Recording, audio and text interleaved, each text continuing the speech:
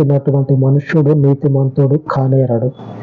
నీ వాక్యము చేత పుట్టినటువంటి వారు నీ పరిశుద్ధ నిబంధనలో తమ పాపములను కడుగుకొని నీ చేత నీ పరిశుద్ధతలో పాలు పంపులు పొందినటువంటి ప్రతి ఒక్కరికి కూడా నీతిమంతులుగా నిలిచేటువంటి కృపను అనుగ్రహించిన నీవు సత్యవంతుడవు. నీ యొక్క నిబంధన సత్యము.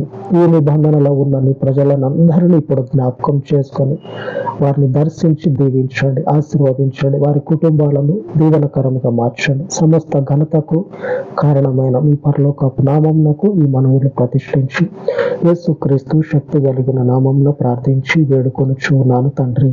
ఆమేన్, ఆమేన్.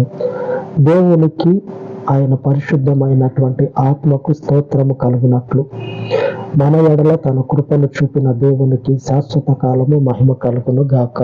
ఆమేన్, ఆమేన్.